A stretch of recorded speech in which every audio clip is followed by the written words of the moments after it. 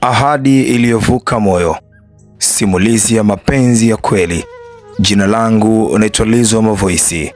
Mtunzi wako ni Bwana Jumbe Ibrahim.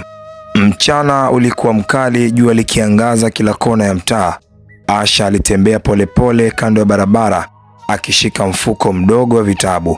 Alipenda kutembea mchana kwa sababu mwanga ulimpa ujasiri wa kuficha maumivu yake. Alimpenda Juma kwa dhati. Mapenzi yao yalianza mchana wa kawaida tu. Walipokutana sokoni, macho yakagongana na tabasamu likazaliwa bila kupanga. Tangu siku ile, mchana haukuwa wa kawaida tena.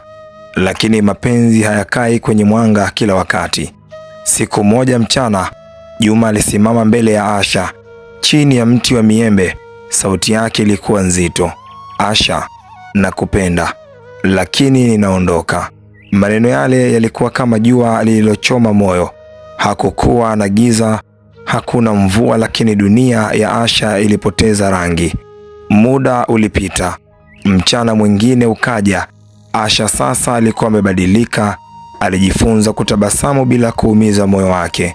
Alijifunza kuwa mapenzi si kumshikilia mtu, bali kumwacha aende akitafuta anachohitaji. Walipokutana tena sokoni, mchana ulikuwa ule ule, lakini wao hawakuwa wale wale. Juma alimtazama Asha, akasema kwa sauti ya chini, ulikuwa mwanga wangu. Asha alitabasamu, macho yake akiwa na amani, kwa sababu alijua wengine ni mapenzi ya kudumu na wengine ni mafunzo ya mchana, yanakuangaza alafu yanaendelea na safari ya jua.